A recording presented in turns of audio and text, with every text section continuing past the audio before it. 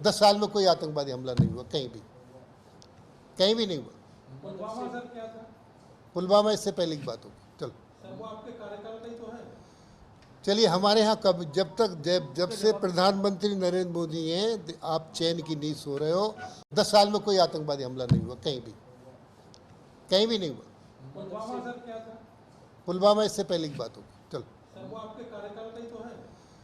चलिए, हमारे यहाँ कब जब से प्रधानमंत्री नरेंद्र मोदी हैं, आप चैन की नींद सो रहे हो। उत्तर प्रदेश सरकार और मेरठ के प्रभारी मंत्री धर्मपाल सिंह ने एक दावा किया है। मेरठ पहुंचने के बाद उन्होंने प्रेस वार्ता करते हुए ये दावा किया कि उनकी सरकार में कभी भी आतंकी हमला नहीं हुआ। जब उनसे क्रॉस क्वेश्चन में ये पूछा गया कि पुलवामा अटैक क्या था, तो उन्होंने कहा वो हमारे समय में नहीं हुआ था। 10 साल में कोई आतंकवादी हमला नहीं हुआ कहीं भी नहीं हुआ। पुलवामा सर क्या था? पुलवामा इससे पहले की बात होगी। चलो सर वो आपके कार्यकाल का ही तो है। चलिए, हमारे यहाँ कब जब से प्रधानमंत्री नरेंद्र मोदी हैं, आप चैन की नींद सो रहे हो।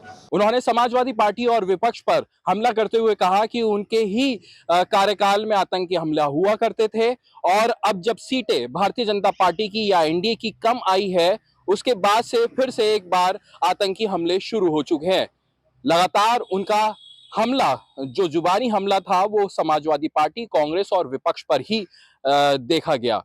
उनसे सवाल में यह भी पूछा गया कि जब बारामूला का हमला हुआ, उरी का अटैक हुआ, तो वो किसकी सरकार में हुआ था, तो उन्होंने जवाब देना सही नहीं समझा। 10 साल में कोई आतंकवादी हमला नहीं हुआ कहीं भी नहीं हुआ। पुलवामा सर क्या था? पुलवामा इससे पहले की बात होगी। चलो सर वो आपके कार्यकाल का ही तो है।